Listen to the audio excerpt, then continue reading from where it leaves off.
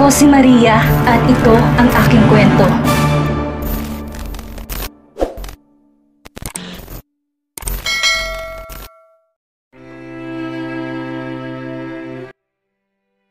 Gulat si Ira nang marinig kay Dark na may ama pa ito. Sa naaalala niya, sinabi nito na pareho nang wala ang mga magulang nito, kaya naninibago siya sa narinig. Alam niya naman na hindi basta na lang lumitaw si Dark, pero yung binigla siya nito, hindi siya makahuma. Dark looked at her and tried to explain. Well, I found out that Papa is alive. 3 taon na mula na magising si Papa. He is alive? Gulat pa rin siya sa narinig. But on the other hand, she's happy that Dark still has a parent. Yes, so would you like to meet him? Nang marinig iyon, kumabog ang dibdib ni Ira. Gusto niyang humindi dahil natakot siya, pero kung si Dark nga nagawang pakiharapan ng kapamilya niya, bakit di niya magawa iyon? Hindi ba siya mabibigla kung pakikilala mo ko? Tanong niya na lamang. Then we will explain things to him when I introduce you to him. Don't worry, Papa is not like my other relatives. He is gentle and kind. Dahil sa sinabi ni Dark, napanatag ang loob ni Ira. Naalala niya, nung ipakilala siya nito sa lolo at kay Ate Mar ganito. Mabait sila, ngunit ramdam ni Ira noon na di ganon kainit ang trato sa kanya ng mga ito. At aware siya na hindi siya talaga gusto ng pamilya ni Dark para sa lalaki. But she's hoping that her father-in-law will like her as his daughter-in-law. Dahil kailangan nilang umalis, si Ira nang nagpaalam sa pamilya na sandali silang liliban, ngunit iwan muna roon si Argos. Gustuin man niyang isamang anak, ospital yun, at baka may mapulot pang sakit si Argos. Sa susunod na lang niya ipapakilala ang anak sa lolo nito. Wala naman naging reaksyon ng pamilya ni Ira nung sabihin niya na pupunta sila sa ama ni Dark dahil nga tumawag ang staff ng ospital. Nang makarating sa ospital at makapasok sa private ward ng ama ni Dark, nanlalamig yata ang buong katawan ni Ira.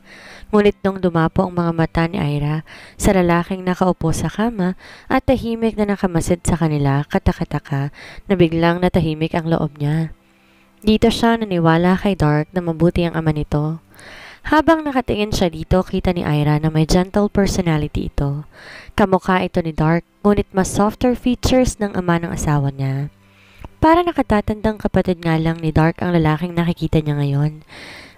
Hello po, aniya. Ngumiti sa kanyang lalaki at parang nakita ni Ira ang anak na si Argos sa ngiting iyon. He kinda looks like her son. Bumaling ang ama ni Dark sa anak nito. So you already found her, son? I'm happy for you. Siya tong lumingon kay Dark dahil sa sinabi ng father-in-law. Nakukwento pala siya nito sa ama. Tumingin si Dark sa kanya at lumapit para ipulupot ng isang braso sa bewang niya. Diniya siya nito papalapit sa ama. Doon napansin ni Ira na nakatakip ng kumot ang ibabang bahagi ng katawan ng ama ni Dark. Inalis niya ang mga mata roon at tinuon ang atensyon sa lalaki. Ako po si Ira. Nice to meet you po. Ngumiti ang may katandaang lalaki sa kanya at tinuro nito ang couch na nasa gilid. Upo kayo ni Dark. Baka mangalay kayo kung tatayo lang kayo. Umayos to ng upo at nagsalita. Ira, I'm Callisto, Dark's father. You can call me Papa. It's wonderful to see you here with my son. Seeing the light back in his eyes makes me so happy. Umupo si Ira sa couch na itinuturo nito.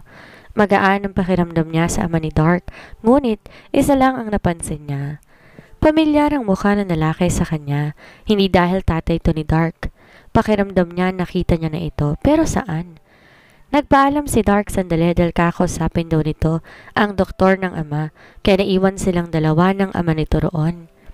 Pagkaalis ni Dark, kinausap si Ira ni Callisto. Nagulat siya na magsalita ito. Pinatawad mo ng anak ko, kaya ka naririto, hindi ba? Salamat dahil bumalik ka sa kanya, Ira.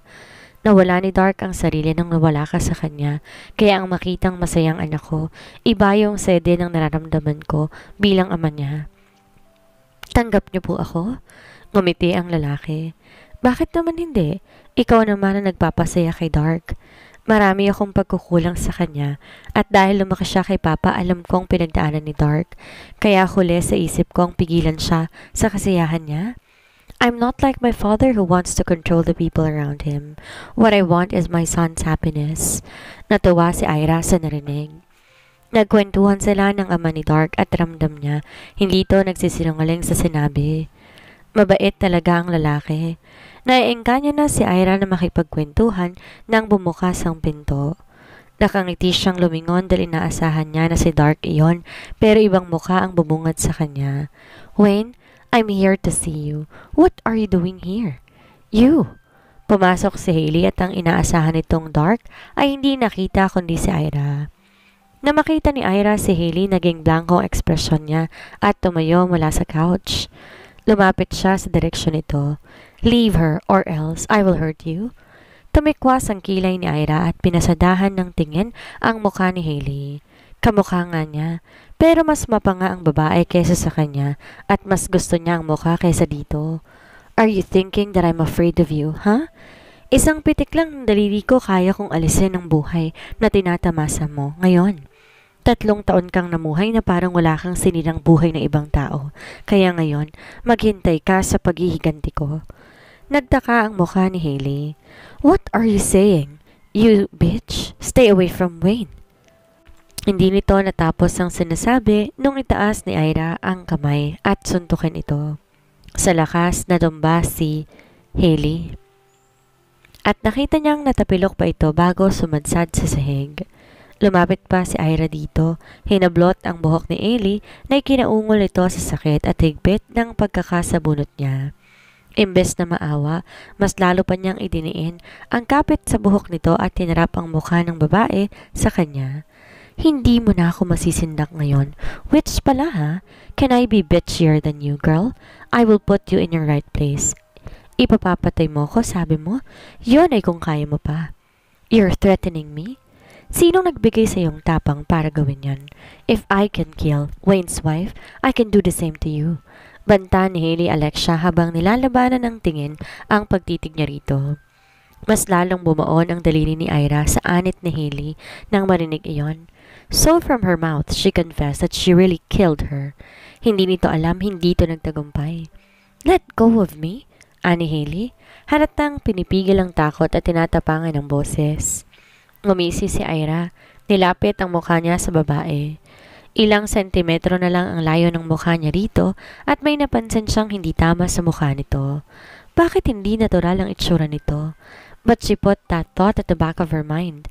Instead, she whispered something that made Hailey Alexia's eyes widen in shock.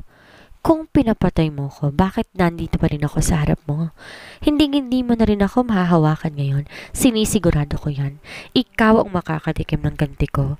Ang tanong, handa ka ba sa gagawin ko, Hailey Alexia?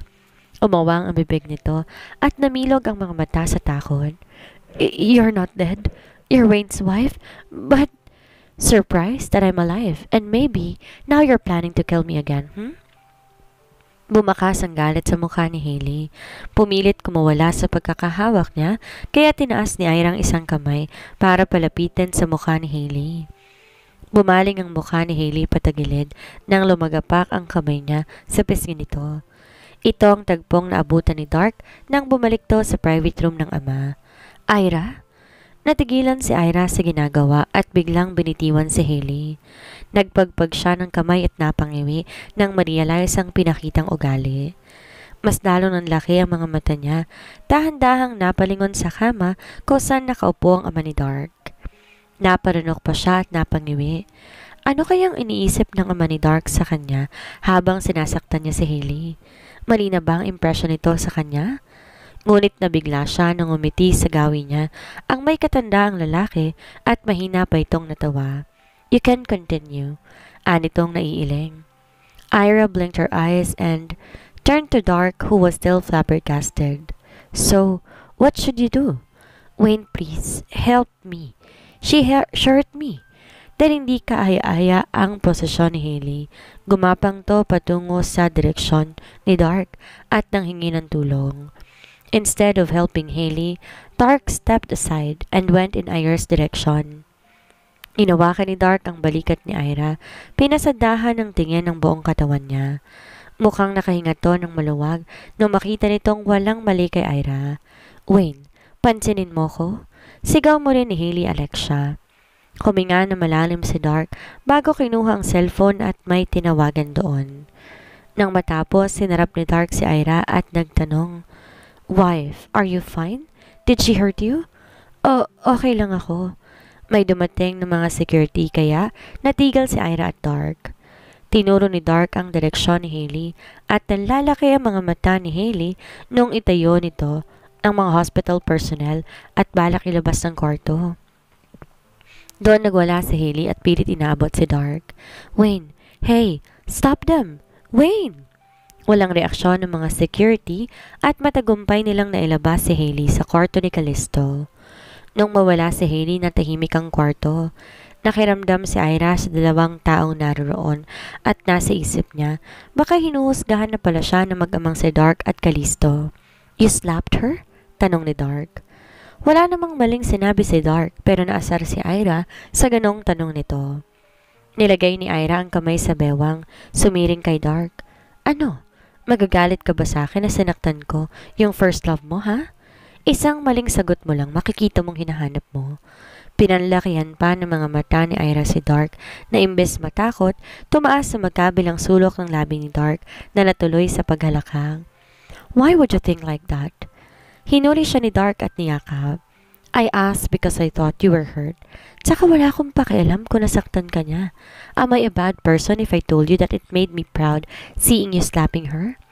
Sinuri ni Ira si Dark at nakita niya nagsasabi to ng totoo, kaya ngumuso siya, ngunit natawa rin. Isang tikim ang nagpatigil sa kanya nung balak nitong yakapin si Dark. "I'm still here?" Natatawang ani Callisto. Pinumulahan ng pisngi si Ira at nahihiya na tumingin sa gawin ng ama ni Dark. Pero nahinto na naman sila nung may bigla na lang pumasok sa nakabukas pang pinto. Nagulat silang lahat ng naroon nang may taong huminto sa harapan ni Ira. Mukhang doktor ang lalaki dahil sa suot nitong doctor's coat. Nang matingnan ni Ira ang lalaki ng mabuti, napaawang ang bibig niya. Nagsalita naman ang lalaki. "You're the one who saved me. I know. Ngayon alam ko na kung anong mali sa babaeng yon dahil hindi pala siya ikaw." Excited na sigaw nito at balak pang yakapin si Ira nung agad hatake ni Dark ang asawa para ilayo sa doktor na iyon. Nagbagong itsura ng doktor at masamang tingin ang itinapon kay Dark. "What are you doing to her? I'm still talking to my savior. Let her go. Dr. Mendez, she's my wife so you better stay away from her." Ayaw palapitin ni Dark ang doktor kahit anong abot nito kay Ira. Sa Ira naman napangiwi. She remembered this young but eccentric doctor. He was her first assignment after she finished her training. May isang subject na kailangan niyang iligtas sa small village sa Africa dahil na-trap daw ito doon. Ang inaasahan niyang kaawa-awang tao ay hindi niya nakita. Instead, this man was hailed as the doctor of the small tribe. Mababait naman ang mga miyembro ng tribo at kaiba sa mga nababalitaan ni Ira na cannibal tribes na marami daw sa Africa. Ngunit nung sinabi niyang iuwi niya ng doktor sa Pilipinas dahil nahanap na ito ng pamilya nito, doon ang bagong ugali ng mga tao dahil ayaw nilang ibigay ang doktor. To pacify them, Ira talked to them and the doctor also taught some members of the tribe about traditional medicines that can be found on their village. Tumagal sila ng ilang buwan doon at laging kamuntikang mamatay ang doktor na ito dahil pilit pa itong kinukuha ng mga kalabang tribo dahil nga sa mga kaalaman nito sa medisina. Naiuwi rin naman ni Ira ang lalaking to sa pamilya nito, ngunit minsan itong nakita ang totoo niyang mukha nung minsan niyang hubarin ang maskara sa mukha. From his words, Ira could conclude that Hailey took advantage that they really looked alike and acted as his savior. Ilang beses ba na magpapanggap ang babaeng yon bilang siya? Una sa pamilya niya, pangalawa kay Dark, tapos tungkol na naman sa doktor na ito. That woman really needs a lesson. With Ira distracted from her thoughts, Dark took matters into his own hands to get the doctor away from his wife. Ngunit nung kinaladkad na ito ni Dark paalis, sumigaw to at kumapit sa pintuan mismo. "Kaano-ano mo si Callisto Oxford? I can save him to repay you for saving me," sigaw nito. Binitawan to ni Dark nung marinig ang sinabi ng lalaking doktor. Sakalang naalala ni Dark na attending doctor nga pala ito ng ama. Tumingin si Ira kay Dark at ngumiti siya para mapanatag si Dark. Sandali niyang nilingon ang direksyon ng ama ng asawa at gumiti rin siya ng malumanay. Ako na pong bahala. Pagkatapos sabihin niyo, naglakad siya papalapit sa doktor. Hinayaan niyang sundan siya ni Dark dahil wala siyang confidential na sasabihin sa lalaking ito. Mapapalakad mo ba, father-in-law ko? He's your father-in-law? Nahimigan ni Dark ang lungkot sa boses ng lalaki, kaya kamunot ang noo nito at gustong bitbitin to paalis. Ngunit hinintay nitong si Ira ang kumausap sa lalaking kaharap. Yes, ikaw bang doktor niya? Kaya niya pa bang makatayo kahit matagal siyang comatose? Umayos ng tayo ang lalaking doktor at tumungo. Well, even when he's unconscious, it's a good thing that there's someone who massages his lower body and it retains the feeling of the nerves. By taking some traditional medicine and at the same time doing his therapy, he can walk. Nang marinig iyon, natuwa si Ira. Ngumiti siya sa lalaki bago hinarap si Dark. Narinig mo yon, Dark? Makakalakad pa raw ang papa mo. Hindi siya asa lang sa wheelchair? Even Dark smiled when he heard that. Nabawasan ng kaunti ang inis nito sa lalaking doktor at tumingin pa si Dark dito ng may pagpapasalamat. Ikaw talaga ang nagligtas sa akin, hindi ba? Nakikita kong kilala mo ko. Ani pa rin ang doktor. Wala namang clause na pinirmahan si Ira na kailangan ni sekreto ang katauhan niya sa subject niyang ito, kaya tumango rin siya pagkatapos. Before Dark would be confused, Ira looked at her husband. Mamaya ako ikukwento kung paano ko siya nakilala, Dark, but he is a great doctor. Nakita ko ang personal kung paano niya iligtas ang taong halos wala nang pag-asang mabuhay, kaya may tiwala kung magpapagaling niya ang papa mo. Gusto pa sana silang kausapin ni Dr. Mendez, partikular kay Ira. Ngunit tinawag na to ng isa sa nurse at sinabi na may pasyenteng kailangan itong tingnan. Ayaw man napilitang umalis ang doktor at sila na lang ulit dalawang naiwan sa mahabang koridor. Bumalik sila sa loob ng kwarto ng ama ni Dark, ngunit nakita nilang nakatulog na ulit ito, kaya tahimik silang umalis. Pagkatapos mag-iwan ng note na babalik sila sa ibang araw. Lumabas sila ng building at nung malapit na sila sa sasakyan kung saan to nakapark, may biglang sumulpot na tao sa harap nila. Nahawakan to ni Ira dahil sa flat reflexes at kinulong sa bisig niya gamit ang headlock. Nang tingnan si Hailey Alexia pala ito. Hawak man ni Ira na kay Dark pa rin ang tingin nito. Hulas ang makeup sa mukha nito dahil sa pag-iyak. Wayne, talk to me, please? And get this bitch away from me. Ako lang ang para sa'yo, hindi siya. Aren't you afraid that I'll do something for her? Isa pa, if you don't get back to me, I will stop your father's medication. Ngayon mo pa lang siya nakakasama. Pagpapalit mo ba siya para lang sa babaeng ito? Hindi siya makakalakad kung di mo ko pakikinggan. Nagpanting ang tenga ni Ira dahil sa narinig. Lalapit sana si Dark na madilim ang ekspresyon, ngunit nilingon to ni Ira. Don't. I will handle her. Binitawan ni Ira si Hailey at nakawala ito sa kanya. Balak siyang sugurin ng babae, ngunit nasipa niya kaagad ang tuhod nito kaya napaluhod ito. Inangat niya ang mukha nito gamit ang buhok nito at nagtitigan sila. Hey, witch! Ilang beses mo ba akong nanakawan ng katauhan at gagamitin yon para sa advantage mo? Nagpanggap kang ako nung inalala ni Dark na ako ikaw. Tapos ngayon nagpanggap ka na namang nagligtas kay Dr. Gerald Mendez? Saan ka kumukuha ng kapal ng mukha? Nakita niyang napalunok ito. Nagpatuloy siya na magsalita. Tigilan mo na rin si Dark dahil kapag hindi ako nakapagtimpi, malilintikan ka sa akin. At kung ipananakot mo sa akin ang pamilyang sinasabi mo, Alejandro Clan, do you think I'm afraid of them? Hindi. Ikaw ang matakot sa akin dahil hindi mo alam ang pagkatao ko, Hailey. Oras kumilos ako, mawawalang lahat sa'yo, kaya wag mong hihintaying dumating ng panahon na yon. Binigyan pa na isang sampal ni Ira sa mukha si Carla bago to patulak na iniwan na ikinasadsad nito sa sementadong lapag. Tumalikod si Ira at si Dark sumunod sa asawa. Ni hindi man lang ng lalaki tinapunan ng tingin ang gawin ni Hailey. Sumakay silang dalawa sa sasakyan at si Dark ang nagmaneho. Tahimik si Ira na nasa passenger seat at panaka-naka naman ang tingin ni Dark. Inaarok siguro kung ang mood ni Ira. Hindi ka ba galit na gano'n ang ginawa ko sa babaeng yon? Maya-maya, yon ang lumabas sa bibig ni Ira.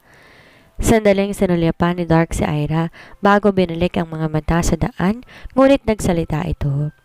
Why would I? I was even contemplating a while ago to hit her or what when she threatened me. I don't really like hitting people, be it a guy or a woman, but that woman is really testing me. Naubos ng PC na meron ako para sa kanya. Akala ko, hinuhusgahan mo ko sa isip mo. Baka ang tingin mo sa akin, masamang ugali kasi kaya kong makapanakit ng ganon. Dark remembered how Hailey messed up with their lives. Kaya hindi ito naaawa sa babae na makita tong sakta ng asawa. Even him really wants to strike Hailey a while ago. He's not a violent person, but Hailey is an exemption. No, of course, I won't think like that. Actually, I'm thankful that you can take care of yourself. Now that will moot me at is that even when I'm not around, you can defend yourself. Kung tutuusin, mas kaya mong protektahan ang sarili mo sa ating dalawa, and I'm proud of it, wife. Napangiti si Ira nung marinig iyon. Marami siyang nakilalang lalaki nung lumabas na siya para sa mga misyon at karamihan sa kanila ang tingin sa mga babae ay mahina na kailangan ng proteksyon. Mas lumalabas daw kasi ang pagkalalaki nila kapag kaganoon.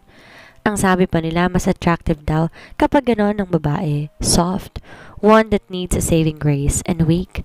But Ira likes to say that women are also capable of protecting themselves.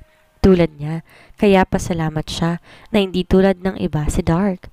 Hindi ito naiinsulto kapag naipapakita niya na kaya niyang protektahan ang sarili niya mula sa ibang tao. A loud noise that came from her pocket stopped her from a trance. Hinugot niya iyon at personal number ni Caleb ang nakita niya. Sinagot niya iyon at malakas na iyak ang narinig niya. Mama, Papa, Arcos is crying. Tumingin si Ira sa direksyon ni Dark at mukhang narinig din ito ang ingay mula sa cellphone niya dahil naramdaman niya ang pagbilis ng pagmamaneho nito. Your son is a crying mess here. Get back here, ASAP. Pinatol din ni Caleb ang koneksyon kaya nagmadali ang dalawa dahil iniisip nila si Arcos. Samantala, kuyom na kuyom magkabilang kamay ni Hailey habang nakatanaw sa papalayong sasakyan lulan sina Ira at Dark. She couldn't deal with the fact that that fucking bitch hurt her. She is the one supposed to show her who is the real boss here, but look at her. She looked like a big mess. Pinunasan ni Hailey. Alexia ang basang mukha at mas lalo pang kumalat ang maskara sa pisngi niya na kung titingnan ang itsura niya, mukha siyang taong grasa. Even her hair was messed up because it was grabbed by Ira. That witch? Pinilit pa ni Ira na tumayo kahit na nasakitan na ang katawan ni Hailey. Iniisip niya paano ngayon siya uuwi dahil ayaw niyang makita ng mga tauhan ng ganito. Also, she just escaped from them. Pinagbawalan na siya ng ina na humabol kay Wayne dahil hindi daw ito nababagay sa kanya. She is the heiress of Alejandro clan and a mere Oxford heir is not enough to be her husband. But she wants Wayne. She won't marry anyone other than him. Bakit ba hindi makaintindi ang ina niya? But in order to get Wayne back again, she needs to erase the existence of that woman. Hindi niya alam paanong nabuhay pa ito, gayong maganda ang plano niya na ipapatay ito. Kaya nga nung natanggap niya ang balita sa tauhan na wala itong buhay, sobrang saya niya. Wayne is mad at her, yes, but it will be over as time goes by. Hindi siya nito matitiis. Bigla, naalala ni Hailey ang sinabi ng babaeng iyon sa kanya at nagbagong itsura niya. That woman said that she is the real savior of Wayne. Ibig bang sabihin nun, yon ang ginamit ng babaeng dahilan para makuha si Wayne? She could also save him. How she hates that woman. Buburahin niya talaga ito sa mundong ibabaw at hindi siya papayag na kunin ito si Wayne sa kanya. Now is the time to use her last ship. In order to get rid of her again, she will do everything. She meant it. Everything. Hindi alam ni Hailey Alexia. May isang tao palang nagmamasid sa bawat galaw niya. Nung makita ng lalaki si Ira na kausap ni Hailey, napako ang tingin nito sa mukha ng babae. Kamukhang kamukha nito si Loris. Hindi tulad ni Hailey na parang mali kung pagmamasdan. Iba ang nararamdaman ng lalaki nung nakita si Ira. Dahil dito, inihugot ito ang cellphone sa bulsa at may tinawagan. Hello sir, it's good news. I already found the real one. It's the real heiress.